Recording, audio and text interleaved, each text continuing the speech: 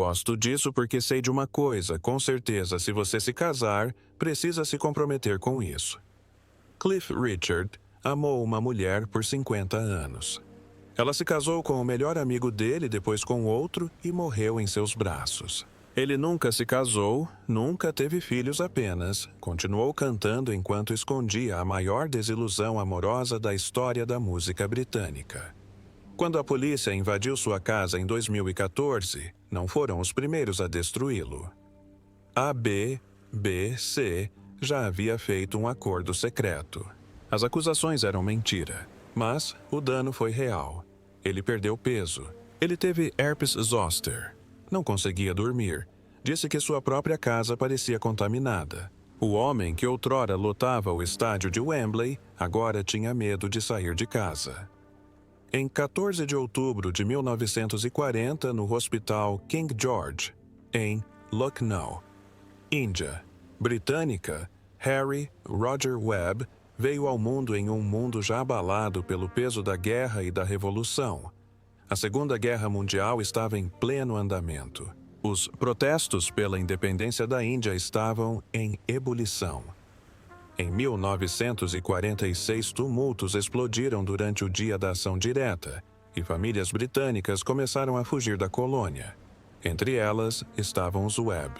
O pai de Harry trabalhava no sistema colonial, mas em 1948 ficou claro que o império estava em colapso.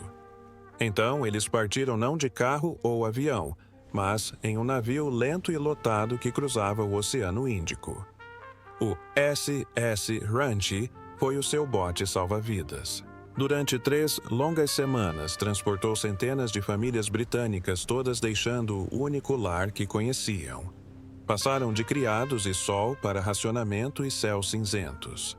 A Inglaterra estava fria e ainda se recuperava da guerra. Os Webbs acabaram numa pequena casa em Carshalton, Surrey. Os grandes cômodos e as noites quentes haviam desaparecido. Foi um começo difícil para um garoto que antes vivera com conforto, mas isso o fortaleceu. Essa jornada plantou algo dentro dele, uma necessidade de provar seu valor, de fazer algo maior com essa nova e estranha vida. E logo, Harry Webb desapareceu. Um homem chamado Harry Greatorex o observava atentamente. Ele gerenciava talentos e tinha faro para tendências. Disse a Harry: "Você precisa de um nome que soe como rock." Cliff sugeriu: "Forte britânico sólido como a face de um penhasco." Depois veio Richard, uma homenagem a Little Richard, o astro do rock americano irreverente. Harry Webb se foi. Nasceu Cliff Richard. Ele não apenas mudou seu nome, ele mudou a música britânica. Em 29 de agosto de 1958 foi lançada a música Move It. O som era cru, alto e rebelde. Nada parecido com o pop limpo e polido da época. Cliff tinha apenas 18 anos. A música alcançou o 2º lugar nas paradas do Reino Unido e causou um grande impacto. Pela primeira vez, os adolescentes britânicos tinham seu próprio astro do rock. Ele não estava copiando os Estados Unidos. Ele estava criando algo novo. Aquela música abriu as portas para todos que vieram depois. Os Beatles, os Rolling Stones e muitos outros. Mas não era só a música, era a histeria. Quando Cliff saiu em turnê naquele mesmo ano, a Grã-Bretanha enlouqueceu. Garotas gritavam, choravam e desmaiavam. Os garotos o odiavam por roubar a cena. Os seguranças não conseguiam conter a multidão. Era um caos digno de Elvis. Mas isso aconteceu em Londres, Manchester e Leeds. Nunca tinha acontecido aqui antes. Chamaram a isso de histeria do penhasco. Os jornais adoraram. As gravadoras também. Em 1959, a febre dobrou. Cliff lançou Living Doll. Ele nem queria. Achava a música muito suave, muito artificial. "Eu odiei", disse ele ao produtor. Mas a banda mudou a música para uma balada lenta no estilo country. Ela chegou ao 1º lugar e ficou lá por 6 semanas vendendo 770 mil cópias. Ele ganhou um disco de prata em novembro. Em janeiro já era ouro. Depois veio Traveling Light, outro sucesso número 1. mais 5 semanas no topo. Entre os dois, Cliff vendeu mais de 1 milhão de discos. Ninguém mais na Grã-Bretanha tinha feito isso antes. Hollywood o chamou. Em 1959, Cliff apareceu em um filme sombrio e dramático chamado Serious Charge. Não era um filme leve. O filme abordava temas como homossexualidade, falsas acusações e questões morais complexas. Cliff tinha apenas 19 anos e sua participação chocou a todos. Um ano depois, ele estrelou Expresso Bongo, um filme satírico que ridicularizava a indústria musical. Com esses papéis, Cliff deixou claro que não era apenas um ídolo adolescente. Ele queria atuar, crescer, ser mais do que um cantor. Estrelas pop britânicas nunca tinham feito isso antes. Em seguida, veio Férias de Verão. No dia 10 de janeiro de 1963, o filme estreou em Londres. 3.000 fãs lotaram a Leicester Square. Cliff nem sequer conseguiu sair do carro. Naquela noite, ele perdeu a própria estreia. Mas isso não importava. A trilha sonora alcançou o primeiro lugar na parada de álbuns do Reino Unido, antes mesmo do filme estrear nos cinemas em todo o país. Permaneceu lá por 14 semanas consecutivas. Várias músicas do filme também chegaram ao primeiro lugar na semana seguinte. Bachelor Boy Summer Holiday. Até mesmo a música instrumental Foot Tapper, do The Shadows, chegou ao topo das paradas. O filme foi o segundo maior sucesso de bilheteria britânico de 1963, ficando atrás apenas de Moscou contra 7. E naquele mesmo ano, Cliff foi eleito o astro de cinema mais popular do Reino Unido. Mas, então, vieram os Beatles. A maioria presumiu que Cliff seria ofuscado. No entanto, em 1964, bem no auge da Beatlemania, Cliff lançou 6 sucessos no Top 10. Os Beatles conseguiram apenas 5. Suas canções como Constantly On the Beach e I Could Easily Fall in Love with You o mantiveram em evidência. Mesmo quando os Beatles revolucionavam a música e conquistavam os Estados Unidos, Cliff se mantinha firme em casa. A batalha era real. Seu filme Summer Holiday e o dos Beatles, A Hard Day's Night, competiram nos cinemas de todo o país. Ambos bateram recordes, mas o público britânico não se esqueceu de quem veio primeiro. Até Paul McCartney admitiu isso. Ele disse certa vez que os Beatles foram para Hamburgo porque Cliff já tinha tudo sob controle na Grã-Bretanha. E John Lennon foi bem claro antes de Cliff Richard e Move It, não havia nada que valesse a pena ouvir na Inglaterra. Em 1965, algo verdadeiramente inesperado aconteceu. A revista New Musical Express realizou uma pesquisa global com seus leitores. Os fãs foram convidados a escolher o melhor cantor masculino do mundo. Cliff derrotou Elvis, derrotou Lennon, derrotou McCartney. Naquele ano, os Beatles lançaram Help e Rubber Soul. Elvis ainda fazia shows com ingressos esgotados em todos os lugares. Mas Cliff venceu. Por quê? Porque mesmo com o mundo mudando ao seu redor, Cliff continuou evoluindo. Ele não tentou ser os Beatles. Ele não seguiu tendências. Ele equilibrava baladas pop, filmes com temática religiosa e um charme genuíno. Era consistente. E para os fãs ao redor do mundo, isso importava. Ele era o porto seguro deles antes da invasão britânica e muito depois dela. Em junho de 1966, algo aconteceu que ninguém no mundo da música previu. No Earl's Court Cliff, Richard subiu ao palco não para cantar, mas para ficar ao lado do evangelista americano Billy Graham e dizer a milhares de pessoas que havia se tornado cristão. Essa não foi apenas uma decisão pessoal discreta. Foi um depoimento público ousado transmitido para todo o país. Os fãs que o conheciam como uma versão britânica de Elvis ou Little Richard ficaram atônitos. Alguns choraram. Outros ficaram apenas incrédulos.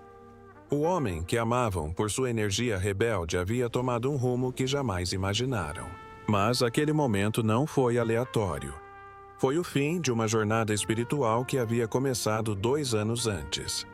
Mesmo assim, fazê-lo diante da enorme plateia de Billy Graham, em pleno auge dos anos 60, conferiu-lhe uma seriedade que ninguém podia ignorar. Naquela época, as estrelas do rock não podiam falar sobre Deus. Elas deveriam se rebelar, ultrapassar limites e quebrar regras. O anúncio de Cliff foi contra tudo o que a cultura considerava ideal para um ícone pop. Quase imediatamente as pessoas entraram em pânico. Alguns fãs pensaram que era o fim de sua carreira musical. Pessoas influentes da indústria sussurravam que ele poderia desistir e se tornar professor. Essa ideia não estava muito longe da realidade. O próprio Cliff considerou abandonar os palcos de vez. Ele pensou que talvez não pudesse ser um cristão de verdade e continuar sob os holofotes. Revistas de música começaram a especular quem o substituiria. Agentes de shows recuaram. A indústria acreditava que não era possível ser espiritual e estrela ao mesmo tempo. E por um tempo, Cliff também não tinha certeza. Mas então, algo mudou. Cliff não desapareceu. Ele ficou. E ao fazer isso, criou algo totalmente novo. Não abandonou seu destino e não desistiu da música. Em vez disso, ele encontrou uma maneira de combinar as duas coisas. Ele se tornou a primeira grande estrela pop do Reino Unido a viver abertamente sua fé enquanto se mantinha nas paradas de sucesso. Ninguém havia feito isso antes. Não assim. Ele provou que você não precisa escolher entre uma vida e outra. Você pode ser honesto sobre suas crenças e ainda assim lotar casas de shows. Essa escolha não foi apenas uma questão de sobrevivência na carreira. Ela mudou quem ele era. Cliff admitiu mais tarde que sua imagem de rock and roll era falsa. Ele não tinha confiança. Estava apenas fingindo. Mas, depois de se tornar cristão, isso mudou. Ele disse: "Minha confiança aumentou. Minha atitude mudou. Não era mais importante estar certo o tempo todo." A pressão para representar um papel desapareceu. Ele se sentiu livre para ser autêntico. Essa nova confiança o ajudou a ter um desempenho melhor mesmo quando os Beatles e os artistas do Mersey Beat dominavam as paradas musicais. Enquanto outros tentavam acompanhá-lo, Cliff se fortaleceu porque finalmente se sentia ele mesmo. Mas, em meados da década de 70, a carreira de Cliff entrou em declínio. Em 1975, pela primeira vez, ele não teve nenhuma música nas paradas de sucesso. As pessoas começavam a achar que o tempo dele havia acabado. Então veio Devil Woman. Lançada em abril de 1976, a música era estridente e provocativa e mais sombria do que qualquer coisa que ele tivesse feito antes. Contava uma história estranha sobre uma vidente, uma maldição e um gato de rua. Mas, mais importante ainda, era um sucesso. Alcançou o 9º lugar no Reino Unido e o 6º nos Estados Unidos, seu primeiro top 10 na América. Vendeu mais de 2 milhões de cópias. Cliff estava de volta. E o mais chocante, o público do hard rock o acolheu de braços abertos. Jimmy Page, Eric Clapton e Elton John foram vistos usando broches com a frase "Estou quase famoso", em apoio ao álbum de retorno de Cliff. Essas lendas da guitarra demonstraram publicamente respeito por um homem que antes era visto como certinho e antiquado. Um crítico musical chegou a comparar o novo álbum de Cliff aos melhores trabalhos de Marvin Gaye. Não foi apenas um retorno, foi uma transformação completa. O garoto dos anos 50 agora era aclamado como um artista de rock de verdade, e ele não parou por aí. Em 1987, mais de 25 anos após o início de sua carreira, Cliff lançou Always Guaranteed, um álbum pop moderno que evitava os sintetizadores cafonas da década e soava atemporal. Inspirado por Thriller, ele se reuniu novamente com Alan Tarney. O resultado, um disco de platina. O álbum alcançou o 5º lugar no Reino Unido, onde permaneceu por 24 semanas e vendeu mais de 1 milhão de cópias. 4 singles do álbum entraram no Top 40 britânico. Alguns singles chegaram a ganhar disco de prata com 250 mil cópias vendidas. Cliff provou que mesmo no final dos anos 80 ele podia competir com os melhores. Então, chegou o Natal de 1988. Cliff lançou Mistletoe and Wine, uma canção natalina suave e repleta de fé. Ele gravou a música com enfeites de Natal pendurados sobre o microfone em pleno verão. O single estreou em 7º lugar, chegou ao 1º na semana seguinte e permaneceu lá por 4 semanas consecutivas. Vendeu 750 mil cópias em 6 semanas e se tornou o maior sucesso do ano no Reino Unido, superando artistas como U2, Kylie Minogue e Phil Collins. E Phil E.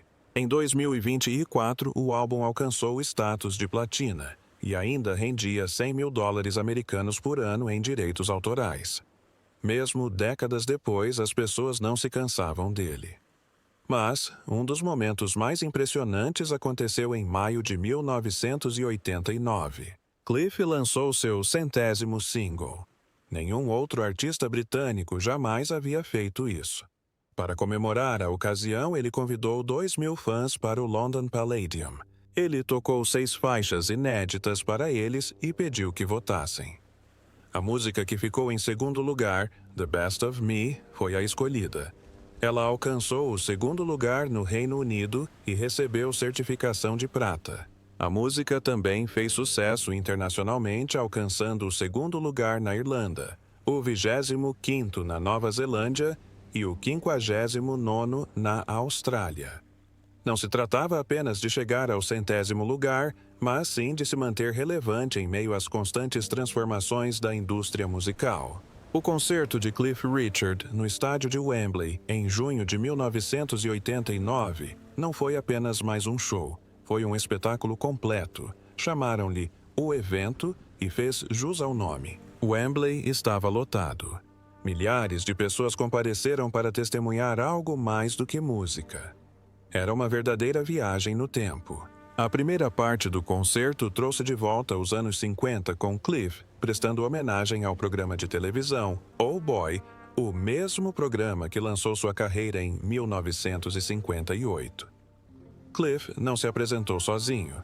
Ele trouxe ao palco The Vernon's Girls, The Dallas Boys e The Kalen Twins, bandas que outrora dominaram o rock and roll britânico. Para os fãs na plateia era como entrar em uma jukebox viva. Aí veio o segundo tempo. Foi quando Cliff mostrou por que ele não era apenas um artista nostálgico. Ele apresentou seus sucessos mais recentes com uma confiança que só poderia vir de alguém que dominou as paradas musicais por décadas. As câmeras estavam ligadas. O show foi filmado profissionalmente e posteriormente lançado como um álbum ao vivo e um especial de TV. Não foi apenas um show. Foi um momento histórico cuidadosamente planejado. Naquele mesmo ano 1989, Cliff recebeu a maior honraria concedida pelo Brit Awards, o prêmio de contribuição excepcional para a música. Mas não se tratava apenas de um troféu. Representava algo maior. Ele se tornara o único cantor na história a emplacar sucessos número 1 em 5 décadas consecutivas. As décadas de 50, 60, 70, 80 e agora 90. Ele já havia lançado 100 singles até então. The Best of Me foi o 100º e estourou nas paradas como um raio. Naquele momento, Cliff tinha 65 músicas no top 10 e 14 em primeiro lugar. Ninguém mais chegava perto. Um ano depois, em 30 de junho de 1990, outro grande momento aconteceu. Knebworth Park, um enorme concerto beneficente em apoio à instituição de caridade de musicoterapia Nordoff Robbins. Cliff se apresentou com os Shadows, mas eles eram apenas uma parte de uma programação lendária. Paul McCartney, Elton John, Pink Floyd, Eric Clapton, Genesis e Phil Collins também subiram ao palco. A chuva caía torrencialmente quando Tears for Fears abriu o show, mas a multidão permaneceu encharcada e cantando. Cliff estava ao lado dos maiores nomes do rock e provou mais uma vez que pertencia àquele lugar. Então chegou dezembro de 1990. Uma nova música, Savior's Day, começou a tocar nas rádios. Ela foi escrita em outubro de 1989 por Chris Eaton que a apresentou a Cliff em uma festa de Natal dentro de um Rolls Royce. Cliff ouviu a demo ali mesmo no carro e disse: "Essa vai ser número 1. Ele estava certo. A música entrou nas paradas em 6º lugar no dia 8 de dezembro, subiu para o 3º e depois para o 2º. No dia 23 de dezembro, chegou ao 1º lugar, desbancando Ice Ice Baby do topo. O vídeo gravado em Durdle Door e Swanage, em um ensolarado mês de setembro, mostrava pessoas com roupas de inverno completas suando enquanto fingiam que era Natal. Mas o resultado foi mágico. O entusiasmo não parou por aí. Por volta dessa época, Cliff lançou Private Collection, 1979 a 1988, uma coletânea de seus maiores sucessos. Vendeu mais de 1 milhão de cópias, conquistando o status de multiplatina. Tornou-se o álbum de maior sucesso de sua carreira. Músicas como We Don't Talk Anymore, que vendeu quase 5 milhões de cópias em todo o mundo, mantiveram seu nome ecoando em todas as rádios da Grã-Bretanha. Não se tratava apenas de nostalgia. Ele estava vendendo mais do que novas estrelas pop. Ele estava na vanguarda de uma indústria em rápida transformação. Mas, então, as coisas tomaram um rumo estranho. Em 1999, Cliff lançou The Millennium Prayer. As rádios convencionais não gostaram. A BBC Radio 2 se recusou a incluí-la em sua programação. Disseram que não tinha apelo amplo. Mas eles ainda tocavam Tina Turner e Cher, ambas da mesma idade de Cliff. E Radio 1 já havia parado de tocar artistas mais antigos como os Beatles. Chris Evans, da Virgin Radio, chegou a dizer que Cliff era velho demais. Os DJs tiveram que obter uma autorização especial para tocar a música. Os fãs ficaram furiosos. O fã-clube de Cliff chegou a protestar em frente à BBC. Parecia que a indústria tinha lhe virado as costas. Mas então aconteceu o milagre. Sem uma grande gravadora, sem espaço nas rádios, sem o apoio da indústria, The Millennium Prayer chegou ao 1º lugar. Não por uma semana. 3. De 28 de novembro a 19 de dezembro de 1999. Foi o seu 14º número 1 no Reino Unido, e aconteceu 40 anos depois do primeiro. Os fãs compraram várias cópias. As igrejas apoiaram o projeto. Não foi apenas um assassinato, foi um protesto. Cliff havia desafiado o sistema, e não funcionou apenas no Reino Unido. Na Austrália e na Nova Zelândia, a música alcançou o 2º lugar. Na Europa, entrou no top 20 em vários países.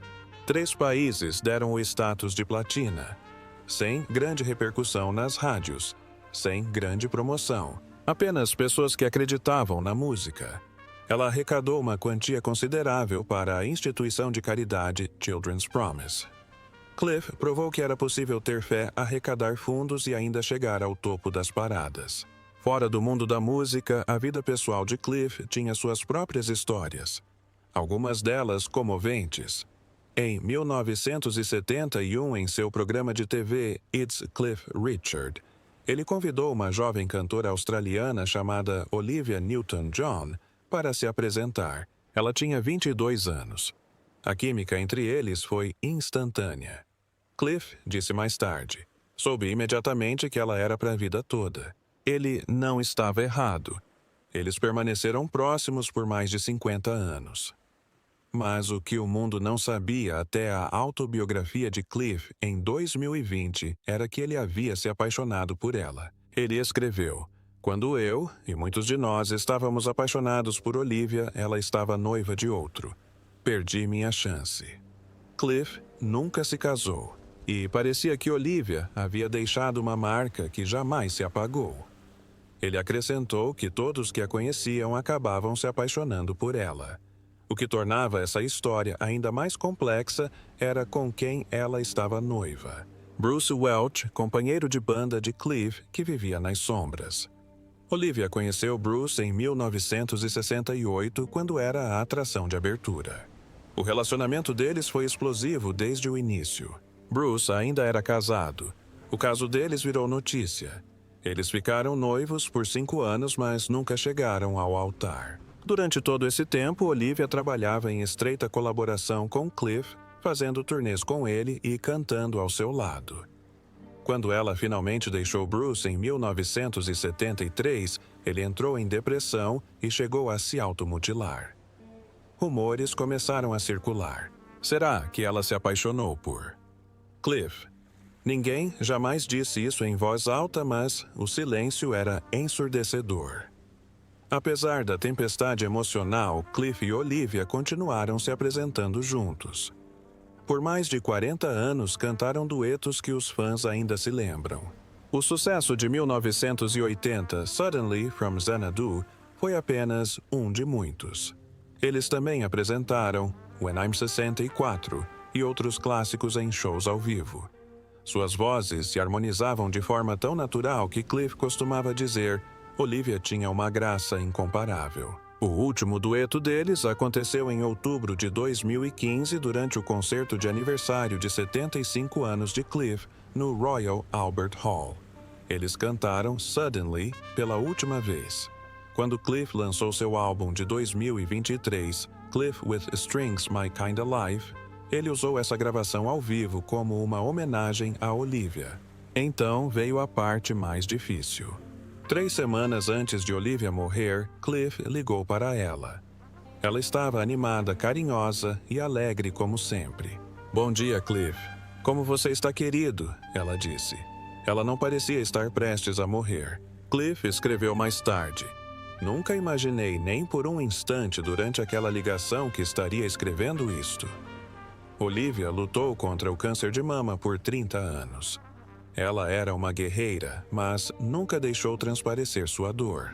Quando ela faleceu em 8 de agosto de 2022, Cliff ficou arrasado.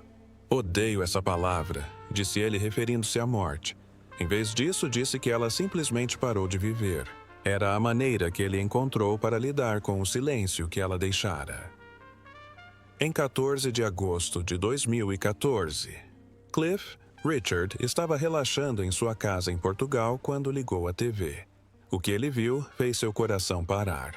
Ao vivo na tela, helicópteros sobrevoavam sua casa em Berkshire e policiais revistavam seus pertences. Seu primeiro pensamento foi simples, mas arrepiante. Pareciam ladrões, mas não se tratava de um roubo. Foi uma operação policial em grande escala televisionada para o mundo todo graças a um acordo secreto entre a BBC e a polícia de South Yorkshire. A BBC tinha sido avisada com antecedência. Eles até chamaram internamente a cena de A Foto Perfeita. Eles queriam drama. Conseguiram e Cliff Richard saiu destruído. Ele tinha 77 anos na época, um ícone nacional com ficha limpa e décadas de serviço no mundo da música. Agora ele estava de joelhos na cozinha soluçando. As imagens estavam por toda parte do Reino Unido à Austrália. Durante seu depoimento no tribunal, Cliff chorou enquanto lia a lista de países que haviam transmitido imagens de sua vida privada sendo destruída. Mais tarde, ele disse que o estresse o fez sentir como se fosse ter um ataque cardíaco ou um derrame. Tudo isso começou com uma acusação. Um homem na casa dos 40 anos alegou que em 1985 Cliff o havia agredido durante um comício de Billy Graham no estádio Bramall Lane. Aquele comício não foi um evento pequeno. Ao longo de 5 noites, 200.000 pessoas compareceram. Cliff subiu ao palco com Graham apoiando a causa cristã que defendia desde 1966. Mas a acusação desmoronou rapidamente. O homem descreveu uma sala com equipamentos esportivos onde a suposta agressão teria ocorrido. O problema: essa sala sequer existia em 1985. E os equipamentos esportivos guardados em outro lugar completamente diferente. Mesmo assim, a polícia passou 22 meses investigando isso. Ignoraram os depoimentos dos próprios policiais que estavam de guarda em Cliff naquela noite. Policiais que estiveram ao lado dele o tempo todo. E nem sequer foram interrogados. Toda a investigação se arrastou por quase 2 anos, custou aos contribuintes $800.000 e não resultou em nenhuma acusação. Nada, nenhuma sequer. Mas o estrago já estava feito. Como se a cobertura ao vivo da operação policial e as inúmeras manchetes não bastassem, a BBC ainda inscreveu sua reportagem no concurso Furo de Reportagem do Ano. Sim, enquanto Cliff ainda estava sob investigação, a emissora inscreveu as imagens da operação em uma premiação. Essa decisão por si só rendeu à BBC mais $20 mil americanos em indenização por danos morais posteriormente. O tribunal considerou a atitude arrogante e humilhante. Nos bastidores, o número de vítimas continuava a aumentar. Cliff revelou mais tarde que entrou em depressão. Em alguns dias, ele não conseguia dormir. Em outros, não conseguia nem levantar os braços. Ele desenvolveu herpes zoster. Ele emagreceu. Caiu de exaustão. Disse que sentia como se sua casa tivesse sido contaminada. Ele deixou de se sentir seguro em casa. Até mesmo coisas básicas como lançar um álbum ou promover seu livro se tornaram impossíveis. Tudo parou. Porque o mundo não o via como um homem, mas como uma manchete. E então, aconteceu um dos momentos mais estranhos de todos. Logo após a exibição da reportagem sobre a operação policial, um homem tentou chantagear Cliff. Ele exigiu dinheiro e ameaçou espalhar mentiras caso não fosse subornado. Esse homem foi preso, mas, bizarramente, sua denúncia original de abuso sexual ainda foi levada a sério na investigação. Então, tivemos alguém que tentou extorquir Cliff usando a operação policial e ele ainda foi tratado como uma vítima legítima. Por fim, Cliff recebeu $400 mil americanos em indenização da polícia de South Yorkshire, que admitiu que sua ação, ao alertar a BBC, foi ilegal. Eles se desculparam publicamente, mas desculpas não apagam o trauma. Nem mesmo indenizações judiciais, mesmo quando chegam a milhões. E conseguiram. No final das contas, a BBC gastou quase $2 milhões em custos legais, além da indenização paga a Cliff. Mesmo assim, Cliff não ficou satisfeito com a forma como os promotores redigiram sua decisão. O Ministério Público disse que não havia provas suficientes para apresentar acusações. Mas, para Cliff, isso não bastava. Ele queria que tudo ficasse registrado.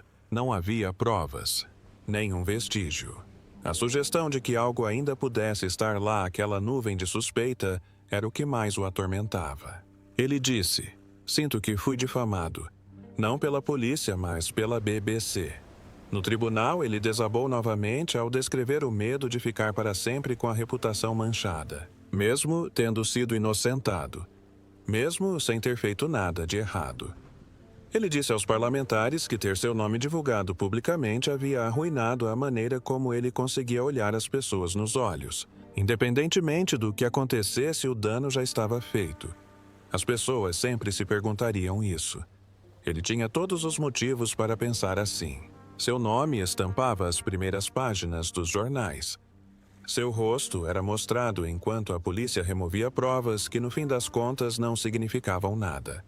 O trabalho de sua vida inteira havia sido reduzido a uma batida policial, um boato e um circo midiático. Em julho de 2018, ele ganhou o processo contra a BBC. O juiz decidiu que Cliff tinha uma expectativa razoável de privacidade e que a BBC a violou de forma grave e sensacionalista. Essa decisão mudou a forma como a mídia britânica poderia noticiar investigações policiais dali em diante. Mas para Cliff, nunca se tratou apenas de vencer. Tratava-se de sobreviver. De mostrar ao mundo que o que lhe aconteceu não foi apenas injusto, foi desumano. Ele nunca recuperou os 2 anos de sua vida. Nunca conseguiu apagar as manchetes, os olhares ou a sensação de que seu nome, por mais limpo que fosse, sempre carregaria uma sombra.